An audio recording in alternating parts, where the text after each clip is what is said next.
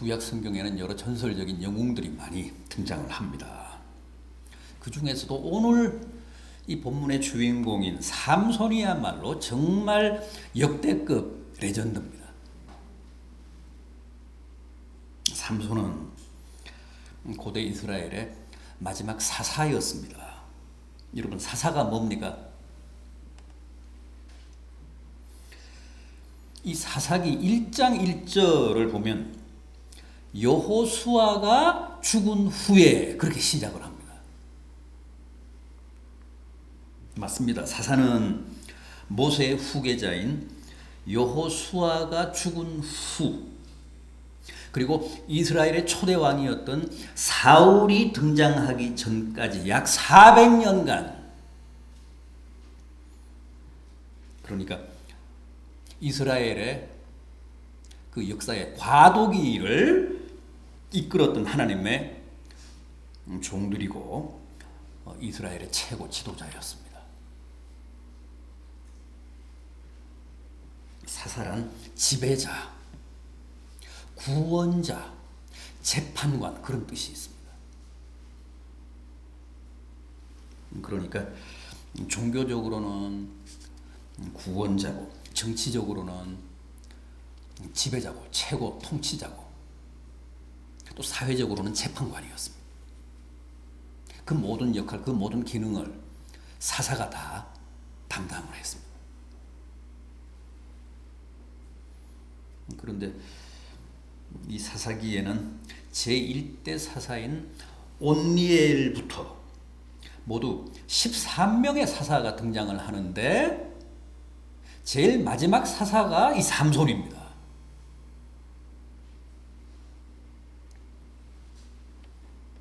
삼손이 왜 유명했죠?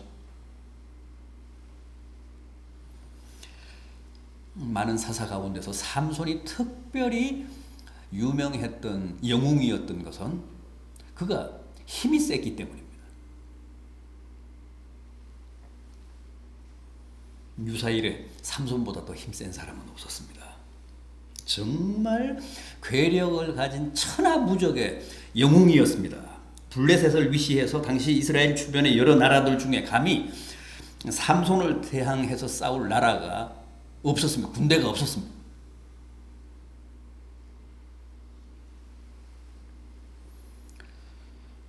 그는 용기 충천했고 용모도 탁월했고 최고 지도자로서의 모든 능력을 완벽하게 갖춘 사람이었습니다.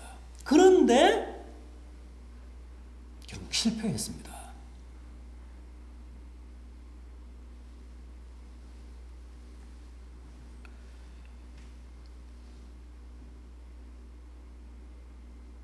개인적인 삶에 있어서도 실패했고, 나실이라는 그 하나님의 종으로서도, 또 사사라는 이스라엘의 최고 지도자로서도 참패했습니다. 철저하게 망했습니다. 오늘 본문에도 나옵니다만은 삼손의 마지막은 너무나도 비참했습니다. 거듭된 블레셋의 창녀 들릴라에게 유혹을 당해서 어떤 일이 있어서도 발설해서는 안 되는 자기 힘의 비밀을 공개한 겁니다.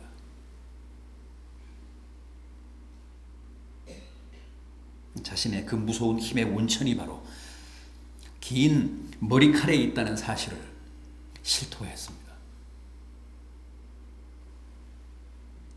어느 날 삼손이 들릴라의 무릎을 베고 자고 있는 사이에 블레셋 사람들이 몰래 와서, 물론 이제 들릴라와 다 짜고 들릴라가 돈을 받기로 하고 삼손을 블레셋 사람들에게 이제 넘겨준 거죠. 그렇게 해서 그 긴 머리칼을 밀어버렸습니다. 어떻게 됐습니까? 완전히 무력해지고 말았습니다. 그냥 보통 사람들과 똑같이 되어버렸습니다.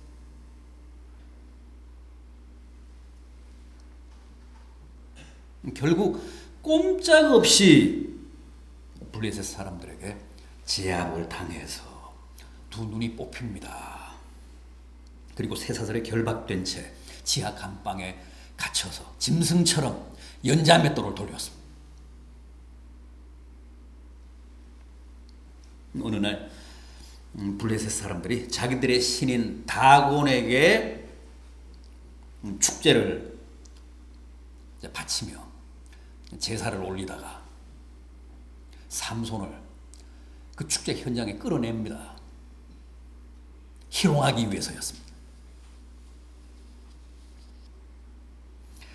그때 삼손이 하나님께 최후의 기도를 바칩니다. 오늘 본문 마지막 부분 28절을 보십시오. 주 여호와여 구하옵나니 나를 생각하옵소서. 하나님이여 구하옵나니 이번만 나를 강하게 하사 나의 두 눈을 뺀 블레셋 사람에게 원수를 단번에 갚게 하소서. 그리고는 모든 힘을 다 모아서 자기를 묶고 있는 그 다곤 신전의 기둥을 무너뜨려 거기 모인 3,000명이 넘는 모든 적들과 함께 장렬한 최후를 마칩니다.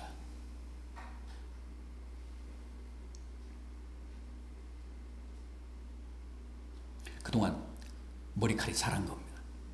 그래서 다시 힘을 쓰게 된 거예요.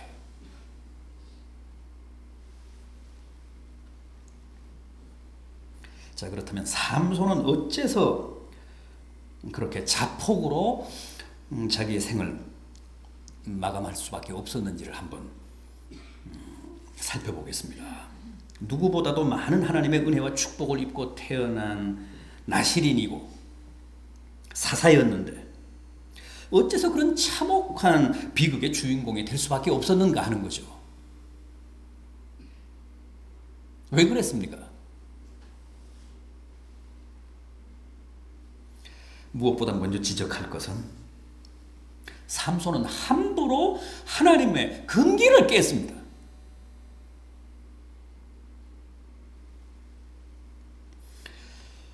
삼손은 출생부터가 남달랐습니다. 마치 주님이나 세례 요한의 출생 때처럼 천사가 사전에 그 부모에게 이 삼손의 출생을 고지했습니다. 이 사사기 13장 3절 이하를 보면 이렇습니다.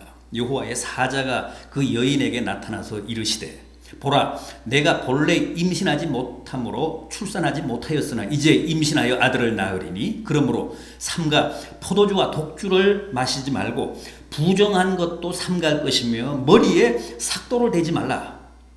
이 아이는 태에서 나옴으로부터 하나님께 바쳐진 나실인이 됨이라. 삼손은 태어날 때부터 이미 이렇게 나실인, 즉 하나님의 종으로 특별히 구별된 사람이었습니다. 그걸 나실이라고 합니다.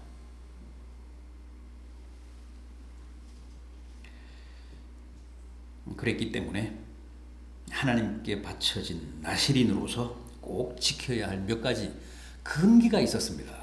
그게 뭐죠? 포도주와 독주를 마시지 말라, 입에 대지 말라. 그것은 하나님의 택하심을 입고 그 사사로서 사명을 감당하는 사람들은 일정 수준의 금욕 생활을 해야 한다는 뜻입니다. 하나님이 설정해 주신 수준의 금욕 생활이 요구가 됐습니다. 그래서 포도주와 독주를 마셔서는 안 된다. 다음은 부정한 것을 삼가라 그랬습니다. 예를 들어서 죽은 시체나 짐승의 사체를 만져서는 안 됩니다.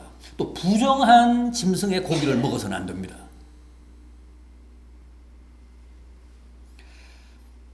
하나님의 일을 하도록 특별히 택함을 입은 나실인들은 자신을 정결하게 거룩하게 관리하고 단속해야 된다는 뜻입니다. 그리고 또 하나는 삭도를 머리에 대서는 안 된다. 삭도가 뭐죠? 절간에서 스님들이 그 머리 깎을 때 그 머리칼을 미는 칼, 그게 삭도잖아요. 삭도를 머리에 대면 안 된다. 머리를 깎지 말라는 거죠.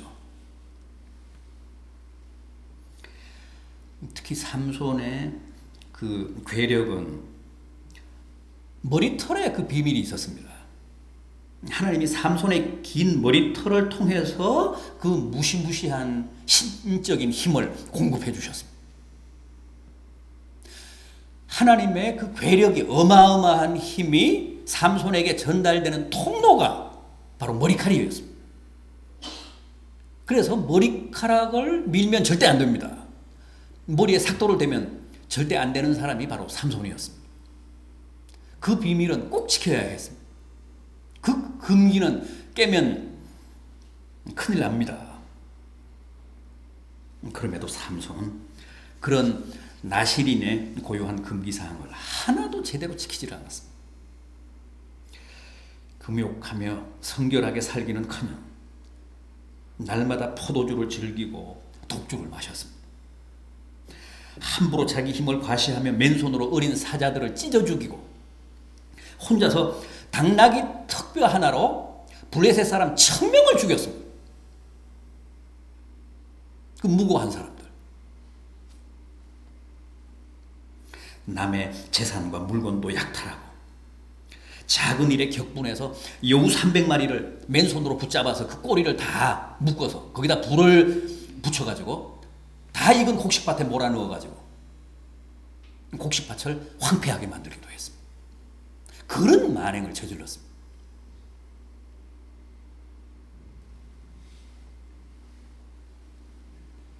그러다가 결국은 블레셋의 창녀 들릴라의 미혹에 넘어가서 절대 말해서는 안 되는 힘의 비밀까지 발설하면서 스스로 파멸을 자초한 겁니다.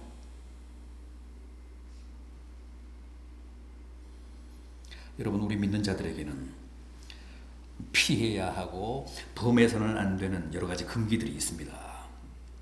성경은 우리의 성화에 덕이 안 되고 우리의 영성 관리에 도움이 안 되고 주님께 누가 되고 하나님께 그 욕이 되는 여러 가지를 피하라고 당부합니다.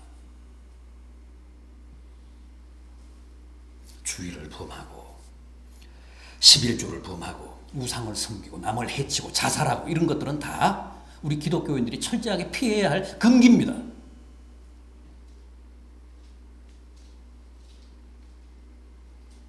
우리는 그런 금기들을 존중하고 힘껏 지켜야 복되고 우리 삶에 우리 운명에 도움이 됩니다.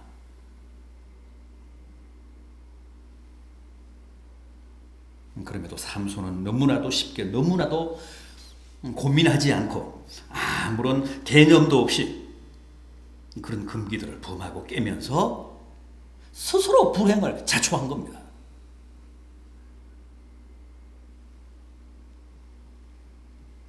하나님이 우리에게 어떤 금기를 설정하실 때는 괜히 우리의 삶의 낙을 제한하시고 우리의 자유를 규제하시기 위해서 그러시는 게 아니고 그게 정말 우리에게 꼭 필요하기 때문에 그런 조치를 취하시는 겁니다. 금기를 내리시는 겁니다. 그럼에도 삼손은 그 모든 것을 가차없이 파괴하고 범하다가 결국은 그렇게 비참한 최후를 맞은 겁니다.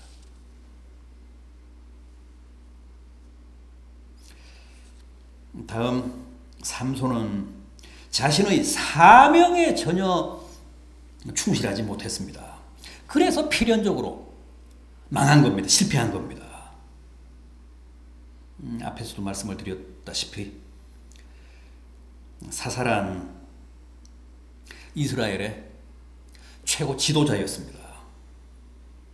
종교와 나라와 사회를 다 지배했던 하나님의 종이었습니다.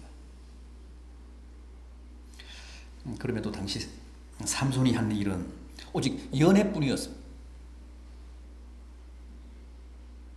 그것도 다 이방 여인, 이교도들과 연애하며 사랑에 빠졌습니다. 이방 여인을 아내로 삼는 일은 율법이 철저하게 금하고 있는 일이잖아요.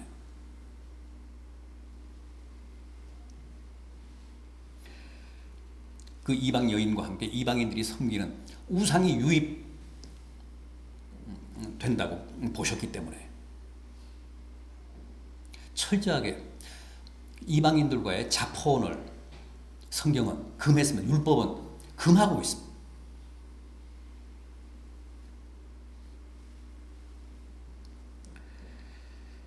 더구나 나시린이 하나님을 알지 못하는 이방 여인과 사랑을 한다거나 또 그런 여인을 아내로 삼는다는 것은 도저히 있을 수 없는 일입니다. 그런데도 이 삼손을 보십시오. 14장 1절 이하를 한번 보십시오. 이 사사기 14장 1절 이하. 삼손이 딥나에 내려가서 거기서 블레셋 사람의 딸들 중에서 한 여자를 보고 올라와서 자기 부모에게 말하여 이르되 내가 딥나에서 블레셋 사람의 딸들 중에 한 여자를 보았사오니 이제 그를 맞이하여 내 아내로 삼게 하소서 하며 그의 부모가 그에게 이르되 내 형제들의 딸들 중에나 내 백성 중에 어찌 여자가 없어서 내가 할례 받지 아니한 블레셋 사람에게 가서 아내를 맞으려 하느냐 하니 삼손이 그의 아버지에게 이르되 내가 그 여자를 좋아하니 나를 위하여 그 여자를 데려오소서. 16장 1절도 보십시오. 16장 1절. 삼손이 가사에 가서 거기서 한 기생을 보고 그에게 들어갔더니 가사 사람들에게 삼손이 왔다고 알려짐에 그들이 곧 그를 에워싸고 밤새도록 성문에 매복하고 밤새도록 조용히 하며 이르기를 새벽이 되거든 그를 죽이리라 하였더라. 16장 4절도 보십시오. 16장 4절 이하. 그 후에 삼손이 소래 골짜기에 들릴라라 이름하는 여인을 사랑하며 블레셋 사람의 방백들이 그 여인에게로 올라가서 그에게 이르되 삼손을 꾀어서 무엇으로 말미암아 그 큰 힘이 생기는지 우리에게 그리고 우리가 어떻게 하면 능히 그를 결박하여 굴복하게 할 수 있는지 알아보라. 그리하면 우리가 각각 은 1100개씩을 내게 주리라.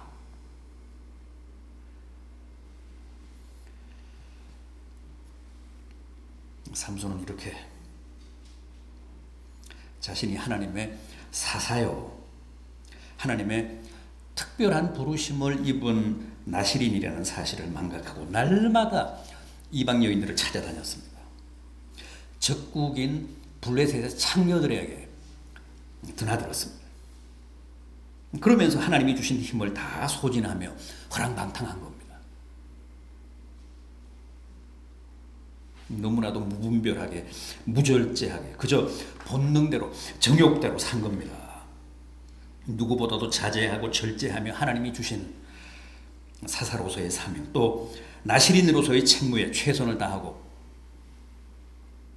헌신하고 충성해야 할 사람이 자신의 사명은 내팽개치고 날마다 예쁜 세상 여자들, 술집 여자들, 창녀들에게만 정신을 다 빼앗기고 살았으니 그런 사람이 어찌 복될 수 있었겠습니까? 그런 사람이 어떻게 자기 삶에 성공적일 수가 있었겠습니까?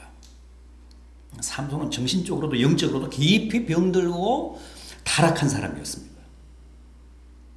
여러분, 우리에게도 다 주님이 맡기신 자기만의 고유한 사명이 있습니다. 절대 삼손만 나시린이 아닙니다. 목사만이 나시린이 아닙니다. 믿는 사람들은 다 나시린이고 또 나시린들에게는 다 나름의 사명이 있고 주님께서 맡기신 과제들이 있습니다. 올해도 각자가 그거 성실히 감당하셔야 합니다. 엉뚱한 일에 빠져 정작 주님 앞에서 꼭 감당해야 할 자신의 사명에 소홀하면 절대 복되지 않습니다. 뿐만 아니라 이 삼손은 성령을 소멸해서 망했습니다. 원래 삼손은 어렸을 때부터 성령이 강하게 역사하신 사람이었습니다. 13장 24절 이하를 보십시오. 13장 24절 이하.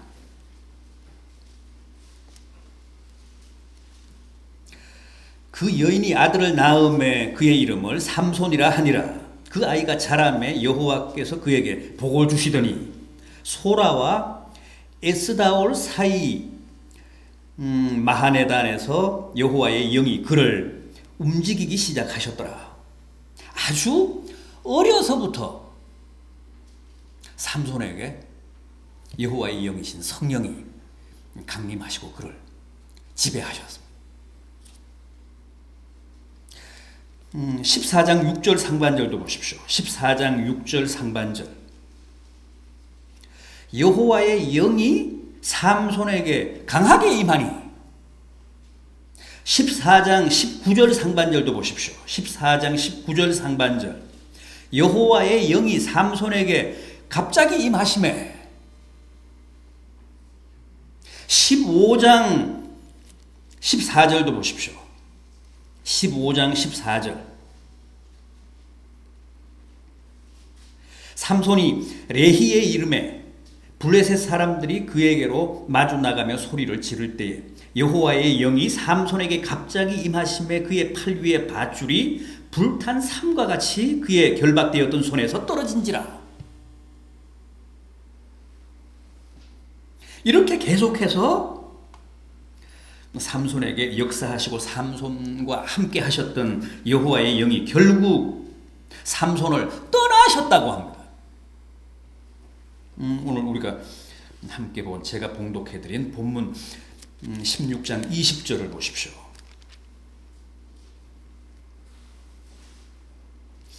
오늘 본문 16장 20절. 들릴라가 이르되 삼손이여 블레셋 사람이 당신에게 들이닥쳤느니라 하니 삼손이 잠을 깨며 이르기를 내가 전과 같이 나가서 몸을 떨치리라 하였으나 여호와께서 이미 자기를 떠나신 줄을 깨닫지 못하였더라.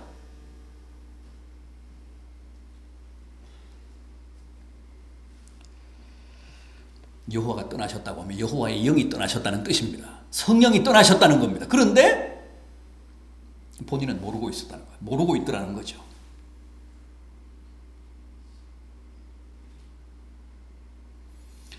왜 성령이 떠나셨을까요? 왜 성령이 삼손을 버리셨을까요? 끊임없이 삼손이 성령을 회방했기 때문입니다. 그래서 사울에게서 성령이 떠나셨듯이 삼손에게서도 성령이 떠나셨다는 겁니다. 그런데 더 기가 막힌 것은 성령이 회방을 당하다 결국은 자기에게서 떠나셨음에도 정작 본인은 그 사실조차도 모르고 있었다는 거죠. 그만큼 당시 삼손의 영적인 감각이 무디어 있었다는 겁니다. 이게 문제입니다. 누구나 그 영성이 투명하지 못하면, 그 영혼이 막지 못하면 이렇게 영적인 감각이 극도로 둔감해집니다. 그래서 성령이 내 안에 계신지 떠나셨는지, 내 안에 계신 성령이 내게 뭐라고 계시하시는지, 성령이 지금 내 안에서 어떻게 역사하고 계신지, 이게 성령이 내게 주신 깨달음이고 성령이 내게 주신 감동인지 아닌지 모릅니다.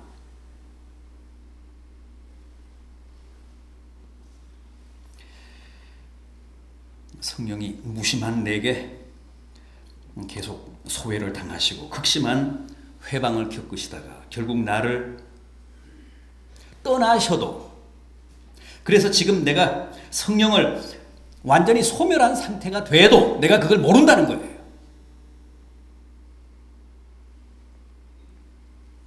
전혀 그걸 깨달을 수 있는 느낌이나 감각이 없다는 겁니다. 당시 삼손이 그랬습니다. 벌써 성령은 떠나셨는데 아직도 자기 안에 성령이 계신 줄 알았습니다.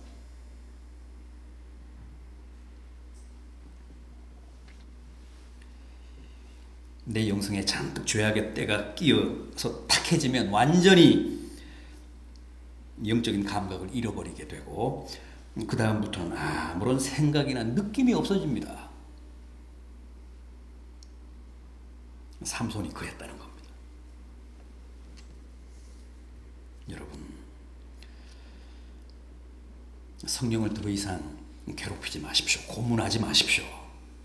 내 안에 계신 성령을 소외시키거나 회방하지 마십시오.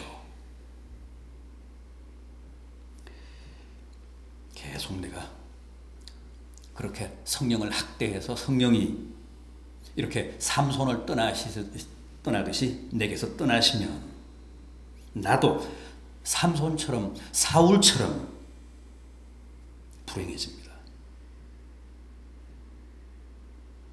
하나 더 있습니다. 삼손은 기도에 소홀하고 기도 생활에 태만해서 실패했습니다. 불행해졌습니다. 오늘 본문 28절을 다시 한번 보십시오. 16장 28절 다시 한번 보십시오. 삼손이 여호와께 부르짖어 이르되 주 여호와여 구하옵나니 나를 생각하옵소서. 하나님이여 구하옵나니 이번만 나를 강하게 하사 나의 두 눈을 뺀 블레셋 사람에게 원수를 단번에 갚게 하옵소서. 처절한 삼손의 최후의 기도입니다. 그런데 삼손은 나실인으로서 이스라엘의 사사로서 살아온 지난 20년 동안은 전혀 기도하지 않았습니다.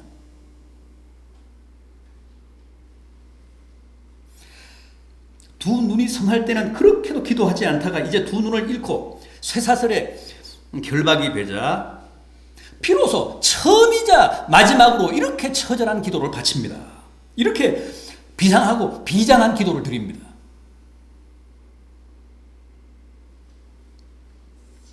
왜 그동안은 기도 안 했을까요?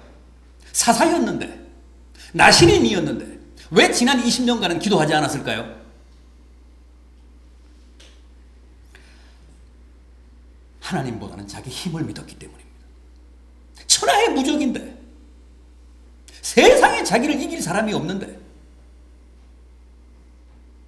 그런 힘이 있는데 왜 기도합니까? 자기를 믿었던 겁니다. 자기 재주를 믿었던 겁니다. 자기 능력을 믿었던 겁니다. 자기가 쌓아놓은 부를 믿었던 겁니다. 자기 권력을 믿었던 겁니다. 그래서 기도를 해야 될 필요를 못 느꼈습니다. 그래서 무려 20년 동안 기도하지 않았습니다. 처음이자 마지막으로 지금 죽음 앞에서 기도하고 있는 겁니다.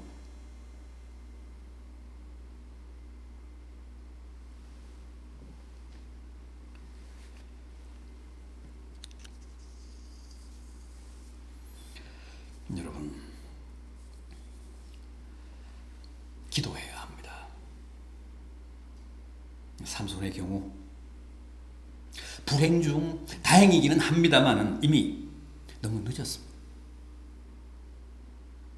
늘 말씀을 드리듯이 기도도 때가 있습니다. 항상 기도할 수 있을 것 같지만 그렇지 않습니다. 정말 건강할 때, 눈이 성할 때, 힘이 있을 때 기도해야 합니다. 그런데 지금 삼손 보십시오. 다 잃고 이제서야 기도합니다.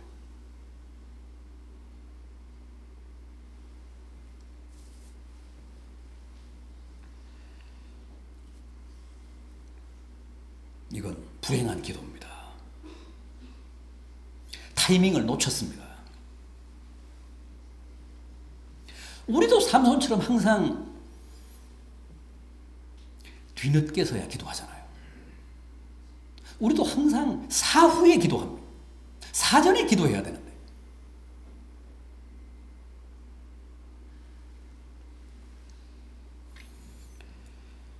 물론 하나님은 삼손의 이 기도를 들어주셨습니다. 이 최후의 기도를 접수하셨습니다. 그래서 그로 하여금 장렬하게 사나하게 하셨습니다. 그러나 결과적으로 그건 비극적인 종말이잖아요. 자폭이잖아요.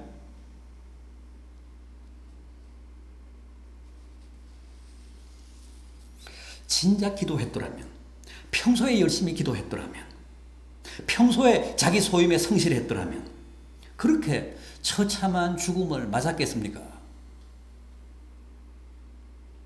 그렇게 자폭할 일이 있었겠습니까? 여러분, 삼손을 기억합시다. 그래서 우리 푸른교회 성도들은 삼손처럼 출발은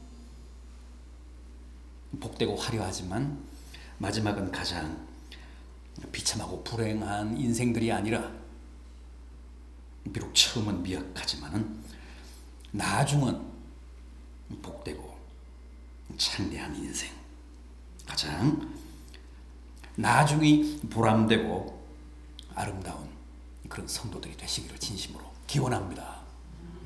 기도하시겠습니다.